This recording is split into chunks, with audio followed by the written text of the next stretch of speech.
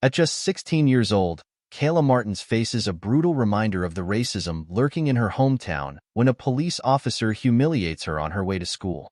Little does Officer Marcos Araujo know that Kayla is the daughter of the city's beloved mayor, Rafael Martins. As Kayla's fight for justice unfolds, her father is torn between protecting his daughter and safeguarding his political career. But the deeper they dig, the more dangerous the truths they uncover. Secrets that will shatter their family and test Kayla's resolve in ways she never imagined. In a city where power hides behind masks of equality, Kayla must decide how far she's willing to go to expose the corruption beneath, even if it means challenging the man she loves most. At 16, Kayla Martins, a talented and dedicated young black woman, faces the shock of being approached and humiliated by a racist police officer while walking to school. What the officer, Marcos Araujo, did not know was that Kayla is the daughter of the city's mayor, Rafael Martins, a man of humble origins who has always fought for equality and justice. Determined to save his reputation and hide the incident, the officer tries to manipulate the situation by inventing false accusations against Kayla. However, when Kayla reveals what happened to her father, she is faced with a disturbing truth. The mayor is caught between his responsibilities as a father and the political pressure of influential allies who want to keep the case secret to protect the city's image. As the story unfolds, Kayla decides to take a stand for herself, exposing the racism and corruption that permeates the local police system, even if it means challenging her father's own policies. Kayla Martins, a 16-year-old black girl with a promising future, never imagined that her life would change drastically one ordinary morning on her way to school. Approached by a racist police officer who humiliates her for no reason, she is left scarred by injustice and pain. What the police officer, Marcos Araujo, did not know is that Kayla is the daughter of Rafael Martins, the city's influential mayor, a man admired for his fight for equality, until now. Torn between protecting his daughter and his political career, Rafael tries to keep the incident out of the spotlight, but Kayla, determined not to be silenced, decides to fight for justice. As she exposes racism and corruption within the police system, dark secrets from her father's past come to light, revealing an unexpected connection between the police officer and her own family history. With the truth threatening to destroy Rafael's career and his relationship with Kayla, they are forced to confront their deepest scars and question what it truly means to fight for justice. Kayla Martins. Age: 16. Physical description: Kayla has medium brown skin, tight curly hair often styled in a high puff, and warm brown eyes. Her build is athletic, a result of being on her school's track team. She has a bright, expressive face that often hides the weight of her inner struggles. Backstory: Kayla is the daughter of Rafael Martins, the town's respected mayor. Raised in a loving but busy household, she is intelligent and ambitious, with dreams of studying law and fighting for civil rights. Despite her privileged position, she has always felt the weight of being black in a predominantly white town. Her sense of justice is what drives her to stand up against the racism she faces. Rafael Martins. Age: 45. Physical description: Rafael is tall with a lean build, dark brown skin, and salt and pepper hair kept neatly cropped. His sharp features give him a serious, commanding presence, yet his eyes reveal a man who has fought hard for everything he has. Backstory: Rafael grew up in poverty and fought his way into politics, becoming the mayor of the city. He is a well-respected leader, admired for his commitment to equality and justice, but his political rise has come at personal costs. He struggles to balance his role as a father and a public figure, and when his daughter's incident becomes public, he is torn between protecting his family and maintaining his political legacy. Marcos Araujo. Age: 38. Physical description: Marcos is muscular, with short cropped hair, a pale complexion, and blue eyes that can seem cold and calculating. He has a clean-shaven face and an intimidating demeanor, his police uniform always pristine. Backstory: Marcos has been a police officer for over a decade and harbors deep-seated racial prejudices. He sees himself as an enforcer of the law but uses his position to intimidate those he deems inferior. His racist behavior towards Kayla brings his personal vendetta against Rafael to the surface, tied to a history long kept in the shadows. Marcos's actions are rooted in a bitter rivalry with Raphael that goes back to their family's pasts. Camila Martins. Physical description. Camila is petite, with smooth dark skin, straightened shoulder-length black hair, and an elegant style. She has soft features and an approachable smile that hides her inner anxieties. Backstory. Camila is Kayla's mother and Raphael's wife. A former social worker, she gave up her career to support her husband's political ambitions. Camila is the emotional anchor of the family but often feels conflicted about her husband's decisions. She is deeply protective of Kayla and will do whatever it takes to keep her safe, even if it means going against Raphael's wishes. A spacious, modern suburban house located in a quiet, affluent neighborhood. The house has large windows, white walls, and minimalistic decor, reflecting the Martins' success.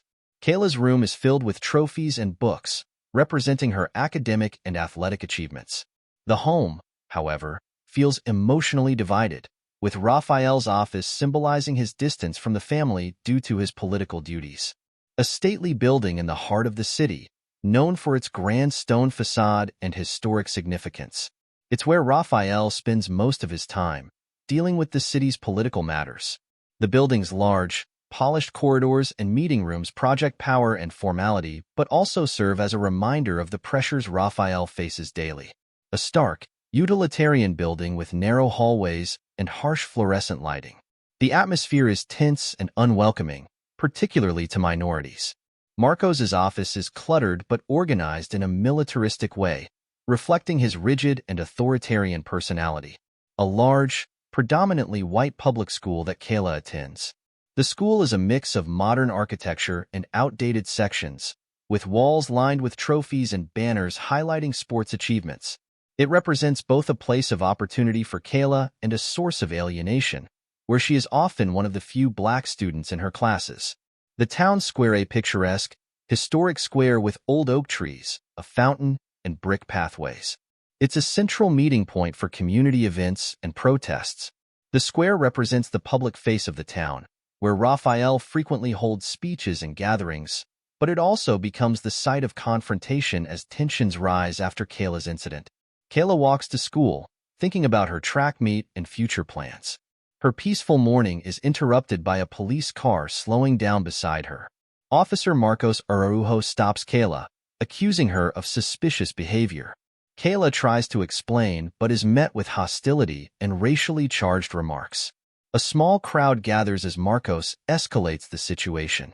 Kayla is humiliated, especially as classmates witness and record the event.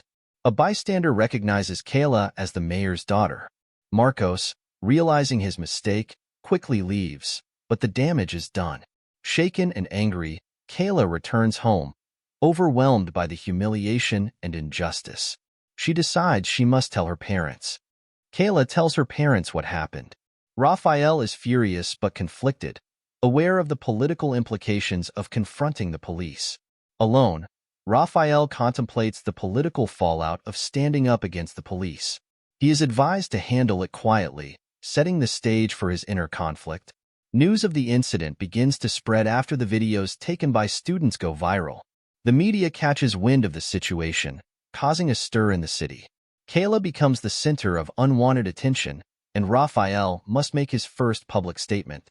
Raphael reluctantly addresses the public, condemning the incident while trying to keep the focus off his family. His speech is carefully crafted, not implicating the police department but calling for a thorough investigation. Kayla, unsatisfied with her father's vague response, grows more determined to seek justice. She decides to talk to a local civil rights group, despite Raphael's warning to let the system handle it. Kayla meets with activists who encourage her to take legal action and speak publicly about her experience. She begins to see the larger picture of systemic racism and feels empowered. At home, the tension between Kayla and Raphael grows. Kayla accuses her father of being more concerned about his political career than about fighting for justice. Camila tries to mediate, but the family's unity is starting to crack. Meanwhile, Marcos feels the pressure mounting as the investigation gains attention. He meets with a fellow officer who warns him that his actions may cost him his job. Marcos begins plotting a way to protect himself, even if it means framing Kayla. Kayla, supported by the civil rights group, gives a public statement about her experience.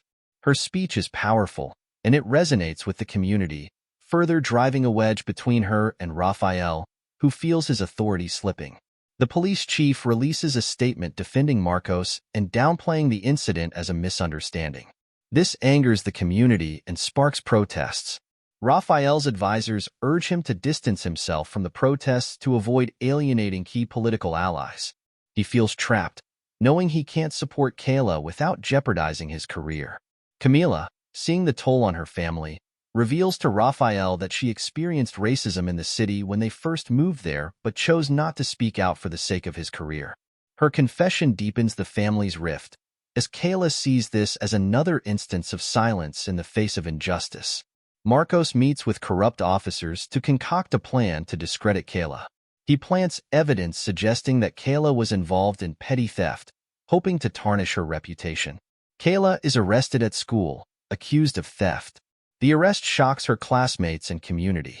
Despite the fabricated evidence, Kayla knows this is retaliation and refuses to back down. Kayla's arrest puts unbearable strain on Raphael, who is forced to either publicly defend his daughter or side with the police to preserve his image. The family reaches a breaking point as Raphael considers stepping down as mayor. In response to Kayla's arrest, the civil rights group organizes a protest march through the city. Kayla, now a symbol of resistance, marches at the front despite the personal and public risk. A mysterious woman approaches Kayla and reveals that Marcos has a long history with the Martins family. The woman suggests that Marcos's actions are part of an old grudge connected to Raphael's past. Kayla confronts Raphael about what she's learned. Raphael admits that Marcos's family once worked for his father, and there were accusations of mistreatment that still haunt them.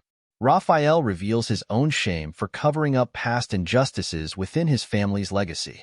Kayla, with the help of the civil rights group, uncovers evidence of a corrupt relationship between the police department and local officials, including the involvement of Marcos in illegal activities. The conspiracy reaches higher than she expected. Kayla gathers enough evidence to confront Marcos directly. In a tense encounter, she accuses him of abusing his power out of hatred for her family.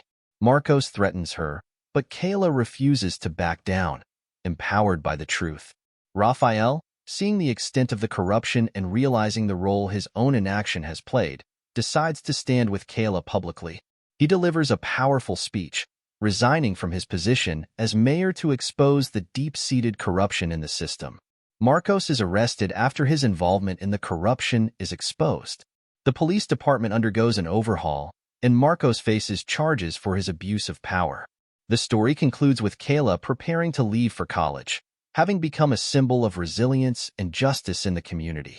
Raphael, now retired from politics, supports her fully, and the family begins to heal from the scars left by the events.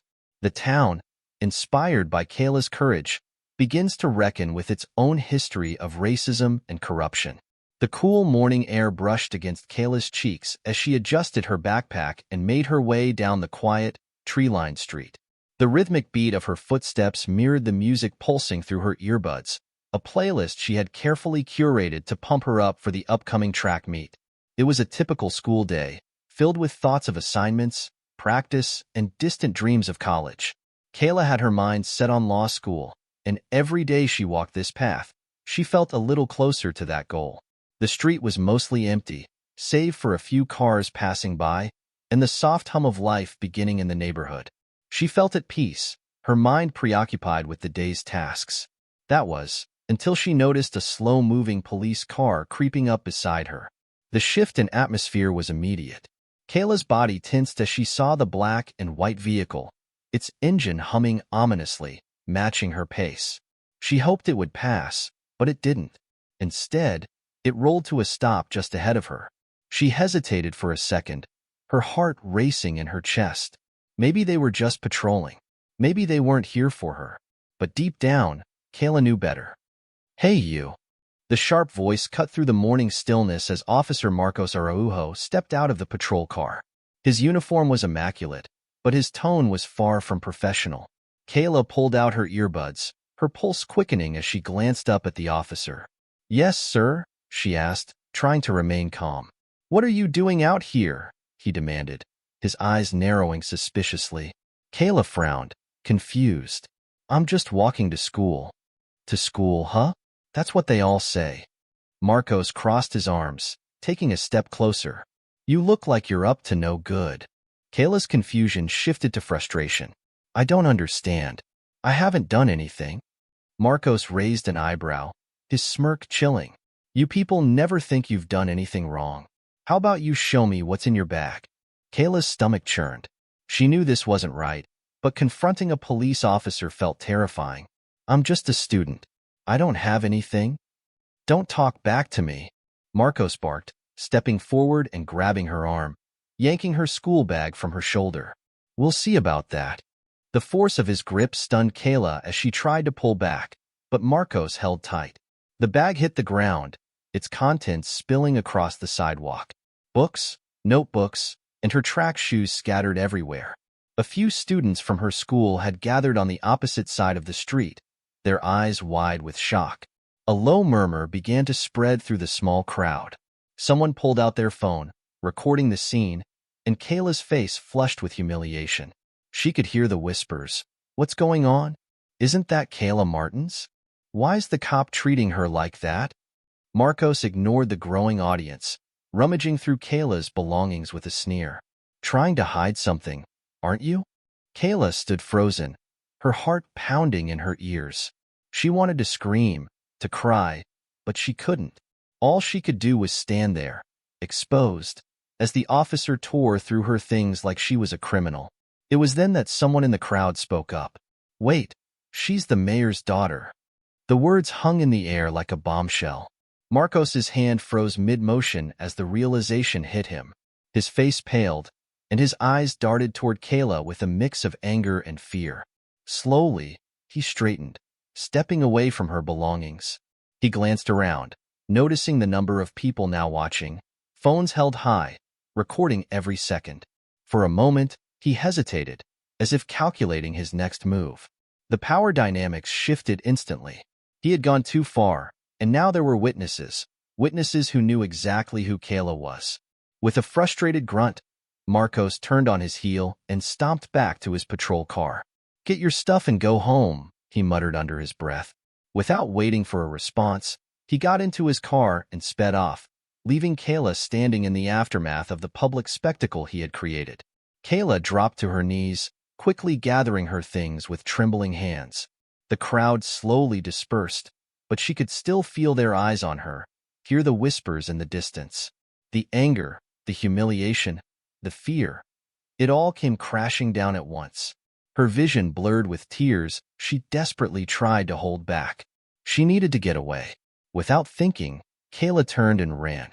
She ran as fast as her legs would carry her, not toward the school, but back home.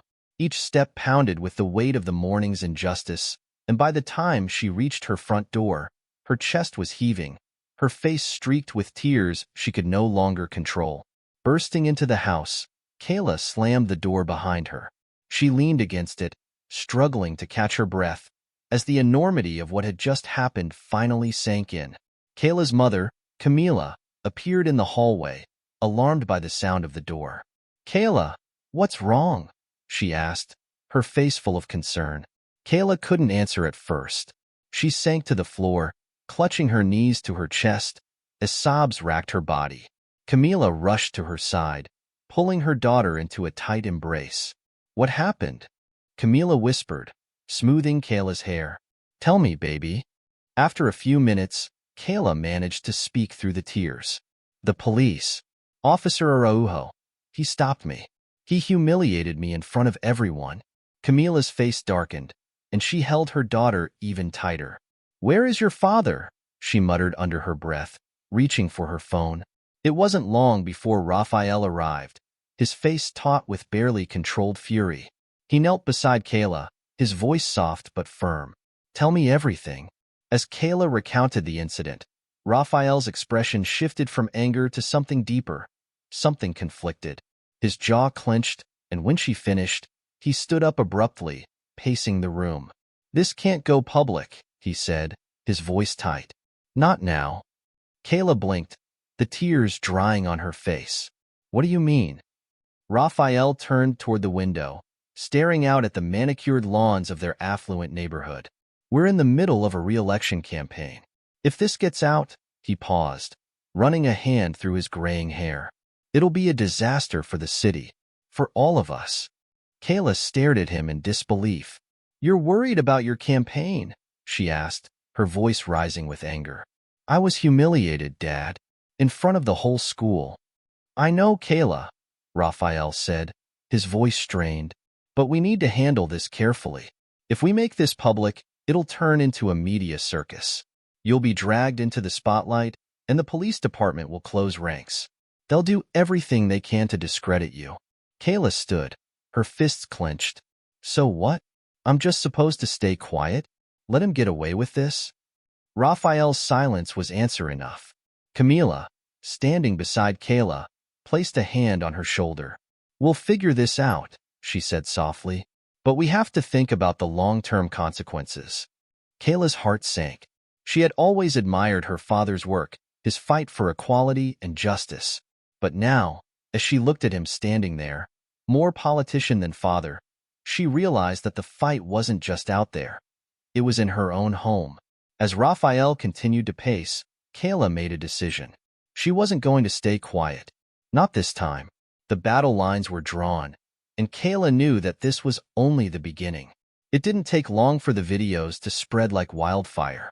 The clips of Officer Marcos Araujo's confrontation with Kayla were everywhere, on social media, in group chats, and soon, on the local news. Kayla sat in her room, her phone buzzing constantly with messages from friends and classmates. Some offered support, others were simply curious, but all of it made her head spin. Downstairs, the phone rang incessantly. Reporters, activists, and even old family friends were reaching out. The incident had ignited a firestorm in the city, and there was no way to contain it. Kayla's stomach churned as she scrolled through the endless comments online.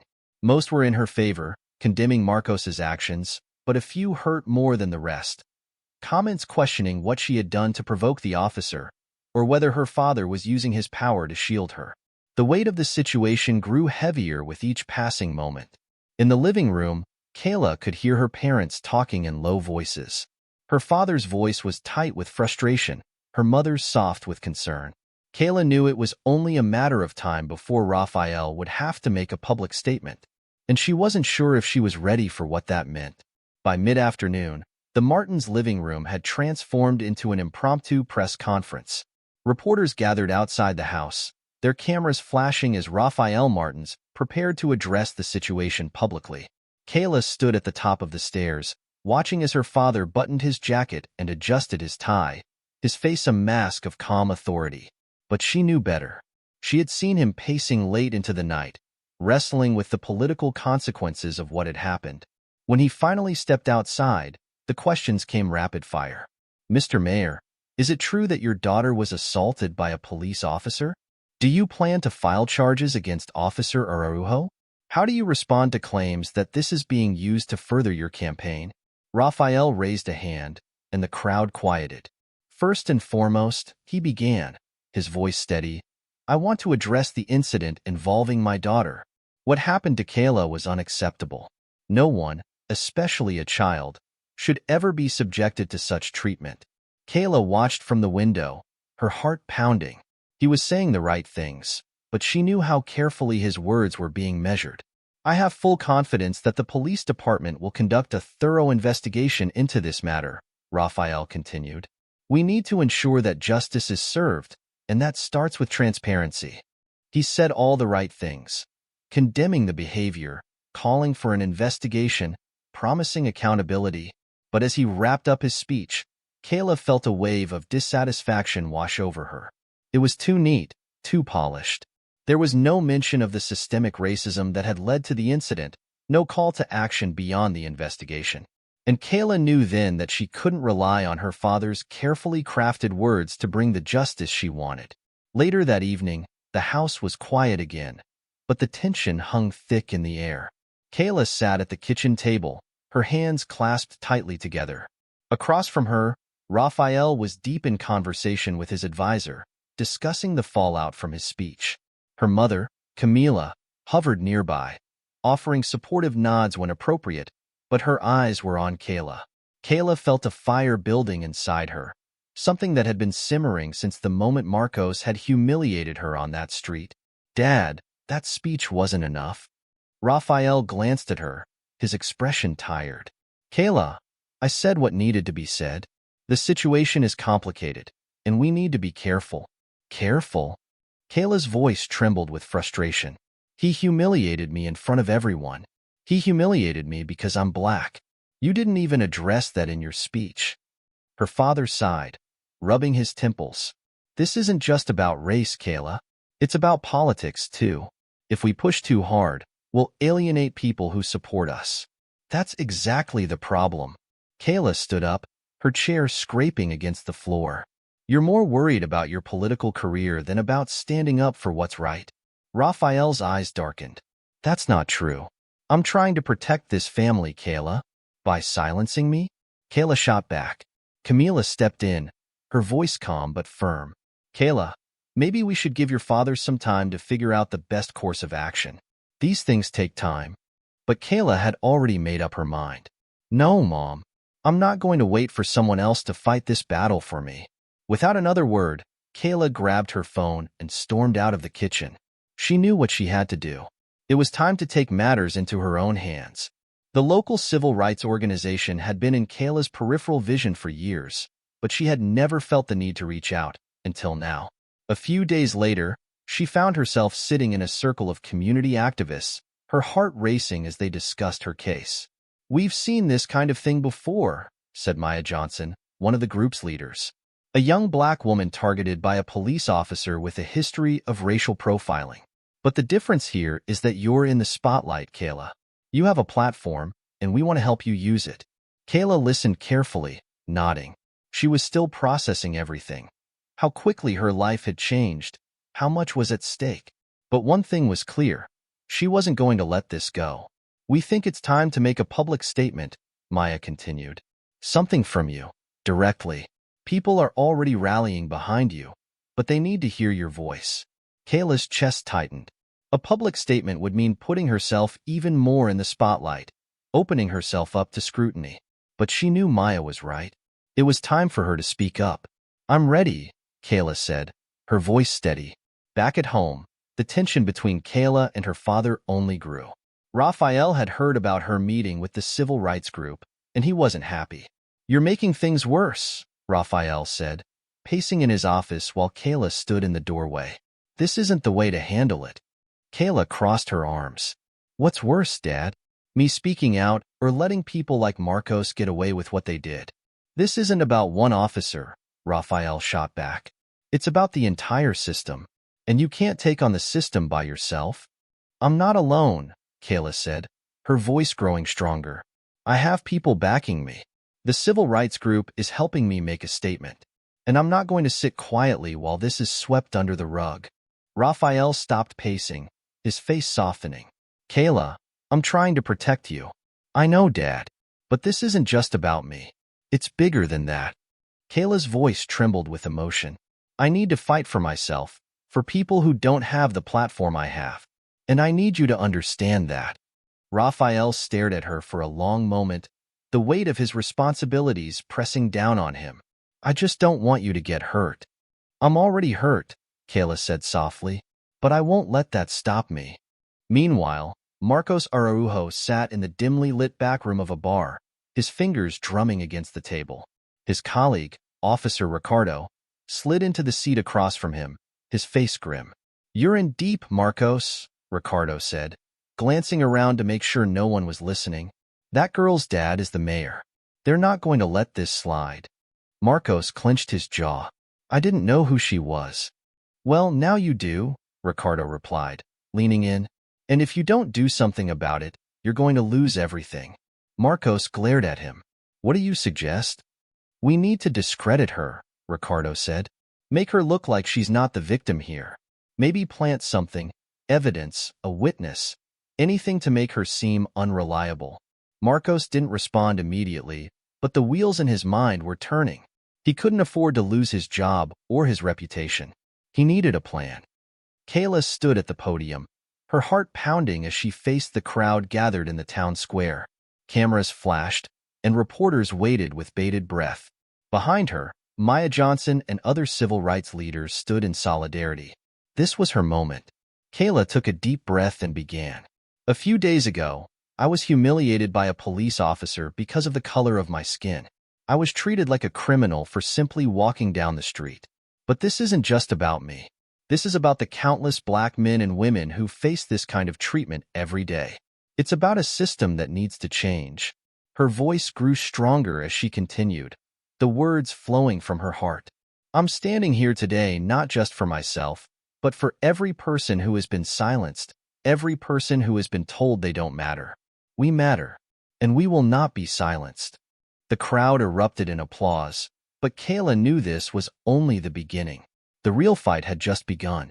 The morning after Kayla's powerful public statement, the local news ran the police department's official response.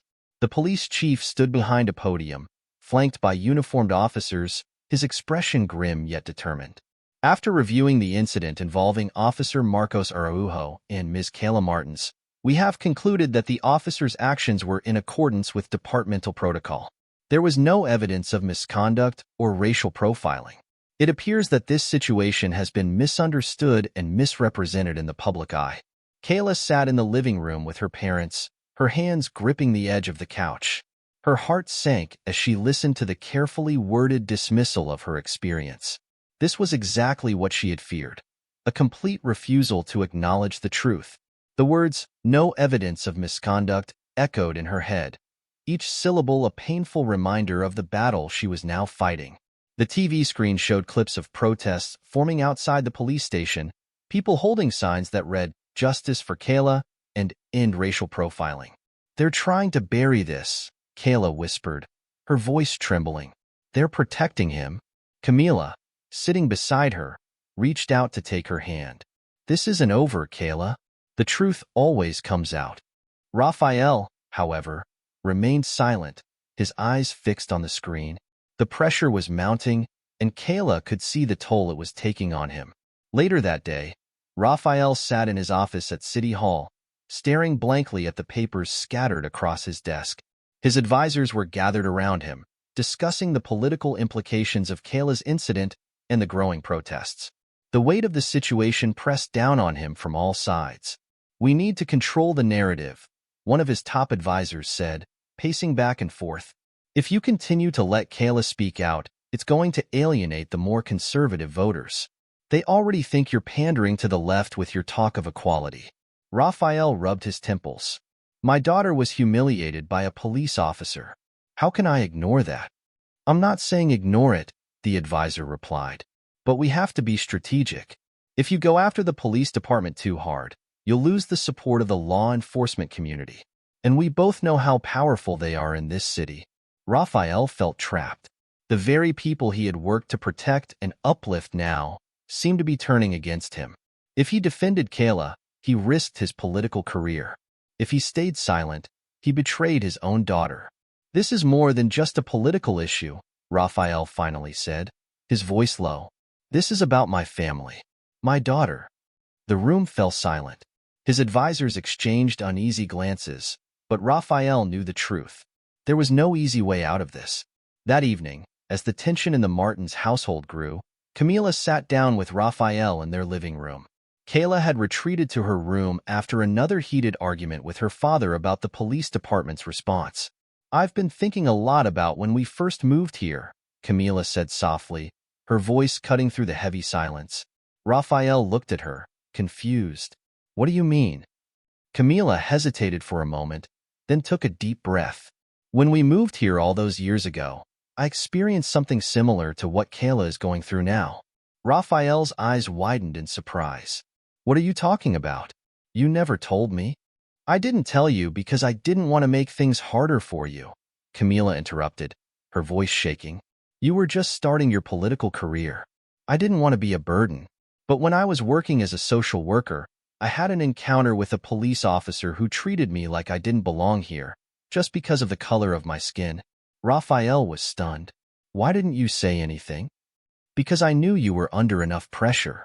I knew you needed to focus on building your career, on helping this city. So I stayed quiet. Camila's eyes filled with tears.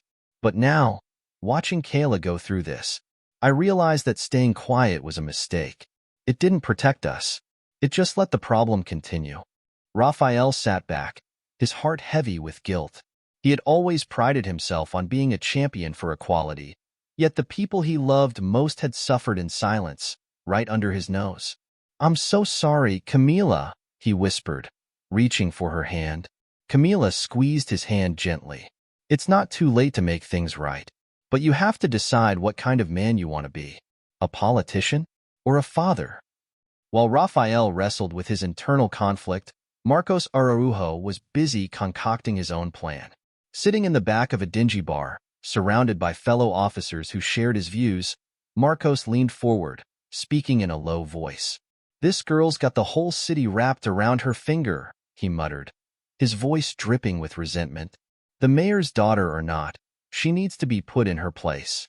One of the officers, a burly man with a cigarette dangling from his lips, nodded in agreement. "The protests are getting worse. If we don't do something soon, they're going to turn into riots." Marcos smirked. "I've got a way to shut her up. We just need to make it look like she's not as innocent as she seems." "What are you thinking?" another officer asked. "Simple," Marcos said, leaning back in his chair. "We plant evidence. Make it look like she's been involved in some shady business. Theft, drugs, whatever we need. Once the public sees her as a criminal, all this sympathy will disappear." The officers exchanged uneasy glances, but no one protested. In their minds, this was about protecting their own and taking down a girl who dared to challenge them. The next morning, Kayla was at school, trying to focus on her classes despite the mounting stress. As she walked through the halls, she noticed students whispering and staring at her. It had been like this ever since the public statement. Some students supported her, while others seemed wary, unsure of what to believe. But nothing could have prepared her for what happened next. During lunch, 2 police officers entered the school cafeteria, their eyes scanning the crowd. Kayla felt her stomach drop when they locked eyes with her. They approached her table, their expressions cold and unyielding. "Kayla Martins," one of the officers said, his voice stern. "You're under arrest for suspicion of theft." Kayla's heart raced. "What? This has to be a mistake." The officers ignored her protests, pulling out a pair of handcuffs. "You have the right to remain silent," the officer recited as they forced her to stand, cuffing her wrists in front of everyone. The cafeteria went silent, and all eyes were on Kayla as she was led out of the school in handcuffs. Tears stung her eyes, but she refused to cry. She knew this was Marcos's doing. He was retaliating. And now, her fight for justice had just become even more personal. Kayla's arrest sent shockwaves through the community. Her classmates, teachers, and even local activists were in disbelief. Raphael rushed to the police station as soon as he heard, his fury barely contained. "This is a setup," he growled at the police chief. "You know my daughter would never be involved in something like this." The police chief, a man loyal to his department, shook his head. "We have evidence linking her to a string of thefts in the area. We're just following procedure, Mayor." "Evidence?" Raphael repeated, his voice thick with anger. "This is Marcos's doing. He's trying to ruin her." The chief remained unmoved. "We'll conduct a thorough investigation, just like we do in all cases." Raphael's hands balled into fists at his sides. He had reached his breaking point. His daughter was being used as a pawn in a corrupt game, and the system was failing her, just as it had failed so many others. At home, Kayla sat on the couch, her wrists still red from the handcuffs. She looked up at her father, her voice small but resolute. "What are we going to do?" Raphael knelt beside her, his eyes filled with regret. "We're going to fight this, Kayla. Together." In the wake of Kayla's arrest, the civil rights group organized a massive protest in the heart of the city. People from all walks of life gathered in the town square, holding signs and chanting for justice. Kayla stood at the front of the crowd, her heart pounding as she saw the sheer number of people who had come out to support her. Maya Johnson, one of the leaders of the movement, handed Kayla a megaphone. "You started this fight, Kayla. Now lead us." Kayla took a deep breath, the weight of the moment pressing down on her. But as she looked out at the sea of faces, faces full of hope, anger, and determination, she knew she couldn't back down. Raising the megaphone to her lips, she spoke with unwavering conviction. We're here today because we refuse to be silenced. We refuse to let them strip away our dignity, our rights, and our future. We stand together, and we will not stop until justice is served. The crowd roared in response, their voices echoing through the streets. Kayla felt a surge of strength as she led the march through the city, her steps steady and resolute. This was her fight, and she was ready to see it through to the end. It had been a few days since Kayla's arrest, and tensions were still running high in the Martins' household. Kayla sat in the living room, staring out the window as the autumn leaves fell, her thoughts consumed by the whirlwind of events. A knock on the door interrupted her reverie, and she turned to see her mother, Camila, answering it. A woman stood on the doorstep, her face lined with age and weariness. She was unfamiliar to Kayla, but there was something about her that seemed oddly familiar. "Can I help you?" Camila asked, her voice cautious. "I need to speak with Kayla," the woman said, her voice low but firm. "It's about Marcos Araujo and your family." Kayla's stomach clenched at the mention of Marcos's name. She moved closer to the door, curious yet apprehensive. "Who are you?" Kayla asked, stepping forward. "My name is Clara," the woman said, her eyes locking with Kayla's. "I used to work for your grandfather many years ago. I think you need to hear what I have to say." Kayla glanced at her mother, who nodded slowly. "Come in," Camila said, stepping aside to let the woman enter. As Clara sat down, her hands fidgeting nervously in her lap, she began to speak. "Marcos Araujo's family has a long history with yours. His father worked for your grandfather, Rafael's father, and there were incidents." Kayla leaned in, her heart racing. "What kind of incidents?" Clara hesitated for a moment, then took a deep breath.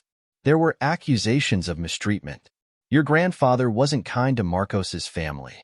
It wasn't just about money, it was about power. And that power was used to humiliate them, to keep them in their place." Kayla's chest tightened. "So this is personal?" Clara nodded. "Marcos grew up hating your family. His actions aren't just about race, they're about revenge. He's been holding onto this grudge for years." Kayla's mind raced, the pieces falling into place. Marcos's hostility toward her wasn't just about her being black. It was about something deeper, something that went back generations. Kayla stormed into her father's office later that evening, her anger bubbling just beneath the surface. Rafael looked up from his desk, surprised by her sudden entrance. "Kayla, what's going on?" he asked, sensing the tension in her posture. "Did you know?" she demanded, her voice trembling with fury. "Did you know about Marcos's family? About what your father did to them?" Rafael's face paled. He stood slowly, the weight of her words sinking in. "Kayla, Answer me." Kayla snapped, her fists clenched. "Did you know that Marcos's hatred for us goes back to Grandpa? That this is all about revenge for what your family did to his?" Rafael let out a heavy sigh, running a hand through his graying hair. "I knew there was history between our families, but I didn't realize it went this far. My father, he wasn't a good man, Kayla. He used his power to control people, to keep them beneath him. I've spent my whole career trying to make up for his mistakes, but I never imagined it would come back like this." Kayla's eyes filled with tears, but she quickly blinked them away. "So what? We're just supposed to suffer for something that happened before I was even born? Marcos has been using his badge to get back at us, and you've been too busy worrying about your career to see it." Rafael's expression softened. "Kayla, I'm so sorry. I never wanted any of this to happen. I was trying to protect you, to protect our family." "You didn't protect me," Kayla said, her voice breaking. "You protected yourself."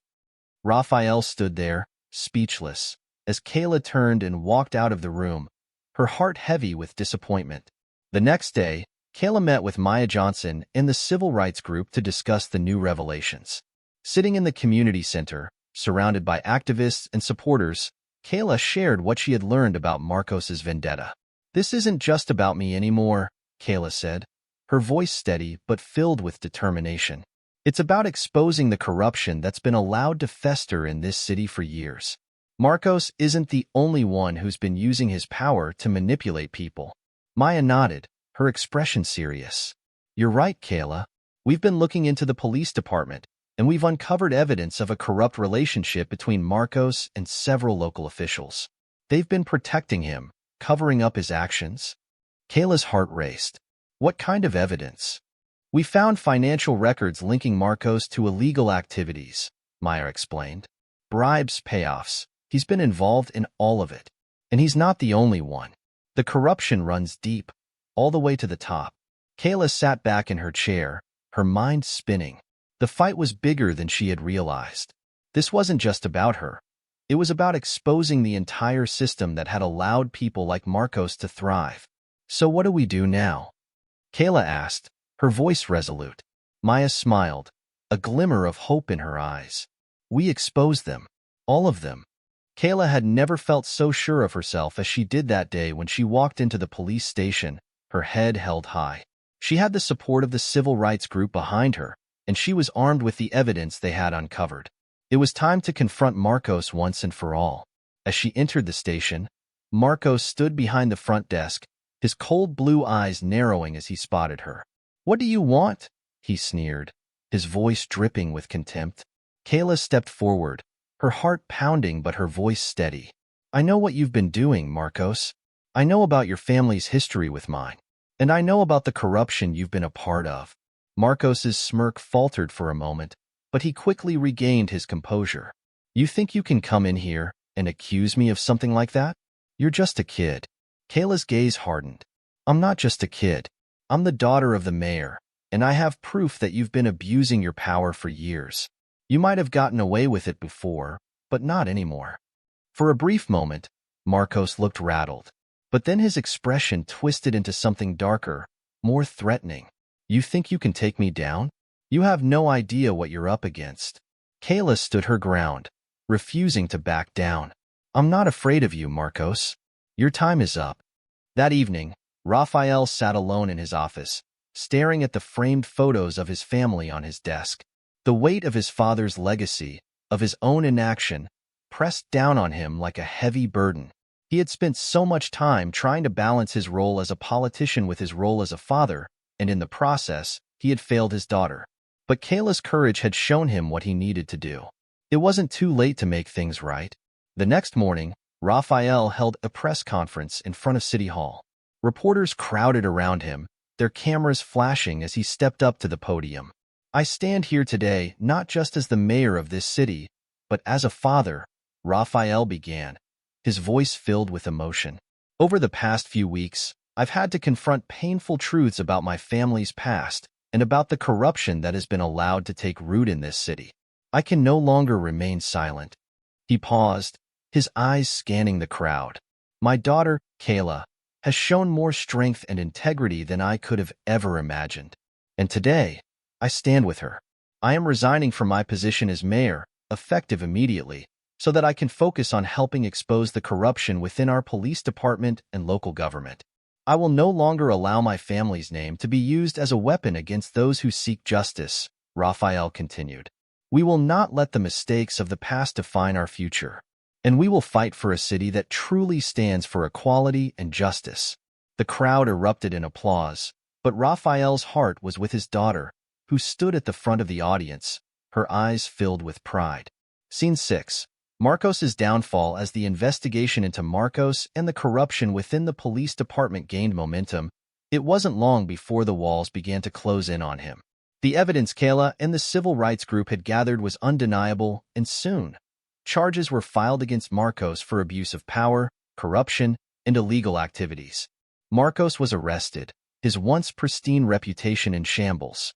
The police department underwent a massive overhaul, with new leadership brought in to restore trust and accountability. The city, once silent in the face of injustice, was now awake and demanding change.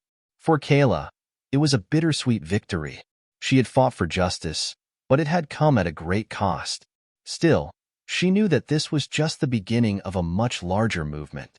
The day before Kayla was set to leave for college, she stood in her bedroom, packing the last of her belongings into a suitcase. The weight of everything that had happened still lingered, but there was a sense of hope now. Hope for a future where she could continue fighting for justice. Raphael knocked on her door, peeking his head in. Need any help? Kayla smiled, shaking her head. I think I've got it. He stepped into the room, his expression soft. I'm proud of you, Kayla. You've shown me what it means to truly stand up for what's right. Kayla looked at her father, her heart swelling with gratitude. I couldn't have done it without you. As they stood there together, the Martins family began to heal from the wounds of the past, ready to face whatever the future might hold.